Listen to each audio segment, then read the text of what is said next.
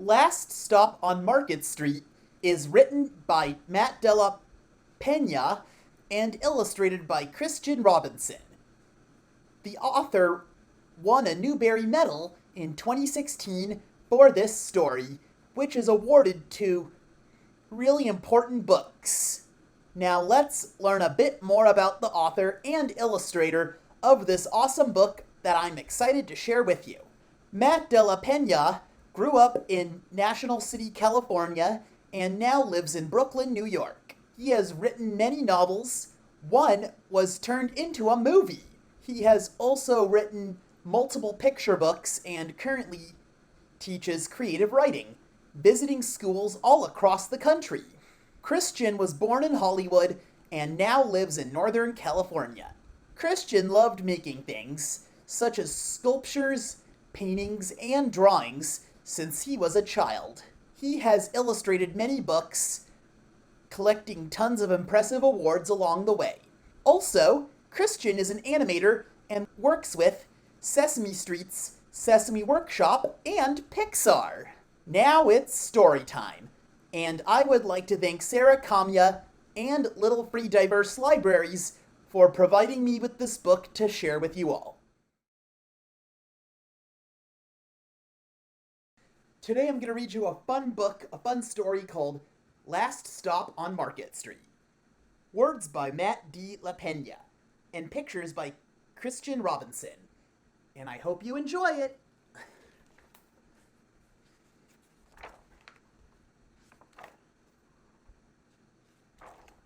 CJ pushed through the church doors, skipped down the steps. The outside air smelled like freedom, but it also smelled like rain, which freckled CJ's shirt and dripped down his nose.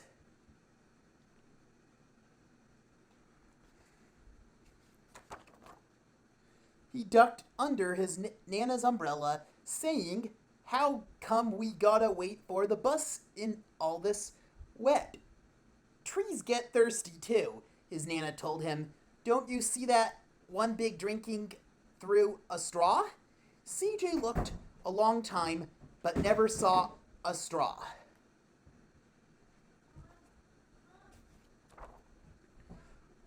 From the bus stop, he watched water pool on the flower petals, watching rain patter against the windshield of a nearby car. His friend Colby climbed in, gave CJ a wave, and drove off with his dad. "Nana, now come, don't we got a car?"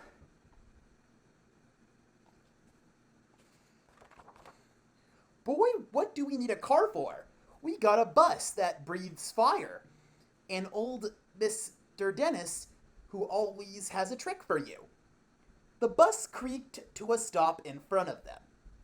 It sighed and sagged, and the doors swung open.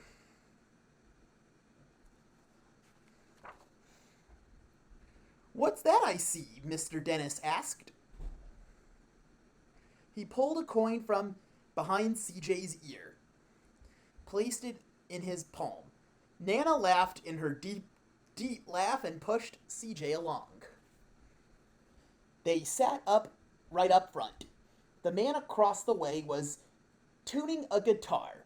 An old woman with curlers had butterflies in a jar. Nana gave everyone a great big smile and a good afternoon. She made sure CJ did the same. The bus lurched and stopped, lurched forward and stopped. Nana hummed as she knit. "How come we always gotta go here after church?"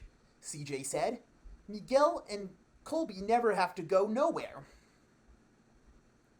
"I feel sorry for those boys," she told him. "They never get a chance to meet Bobo or the Sunglasses Man." "And I hear Trixie got herself a brand new hat." CJ stared out the window, feeling sorry for himself. He watched cars zip by on either side, watched a group of boys hop curbs on bikes.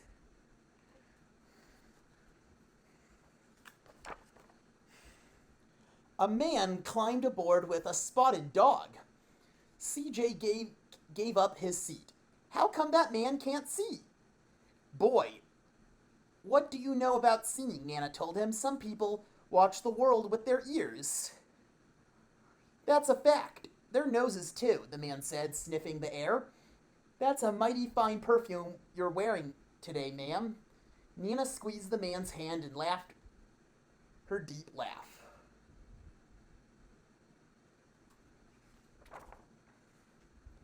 Two older boys got on next. CJ watched as they moved on by and stood in back. Sure, I wish I had one of those, he said. Nana sat down her knitting. What for? You've got the real live thing sitting across from you. Why don't you ask the man if he'll pay us a song? CJ didn't have to.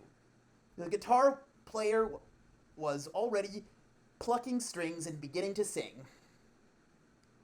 To feel the magic of the music, the blind man whispered. I like to close my eyes. Nana closed hers too. So did CJ and the spotted dog. And in the darkness, the rhythm lifted CJ out of the bus, out of the busy city. He saw sunset colors swirling over crashing waves, saw a family of hawks slicing through the sky, saw the old woman's butterflies dancing free in the light of the moon.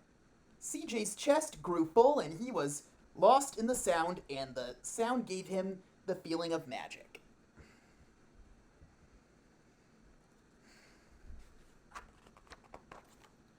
The song ended and CJ opened his eyes. Everyone on the bus clapped, even the boys in the back. Nana glanced at the coin in CJ's palm. She dropped it in the man's hat. CJ dropped it in the man's hat.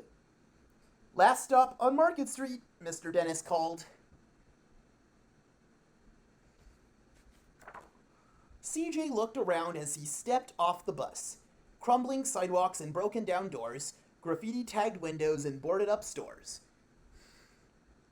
He reached for his Nana's hand. How come it's always so dirty over here? She smiled and pointed to the sky. Sometimes when you're not surrounded by dirt, CJ, you're a better witness for what's beautiful.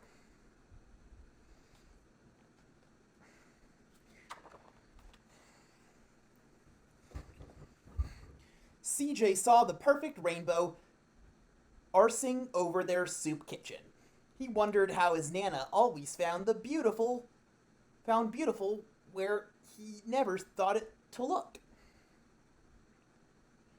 He looked all around them again, at the bus rounding the corner out of sight, and the broken street lamps still lit up bright, and the stray cat shadows moving across the wall.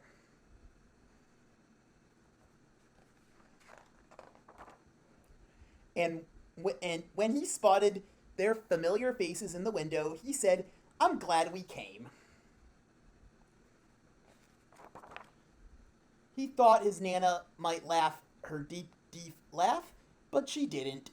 She patted him on the head and told him, Me too, CJ. Now come on.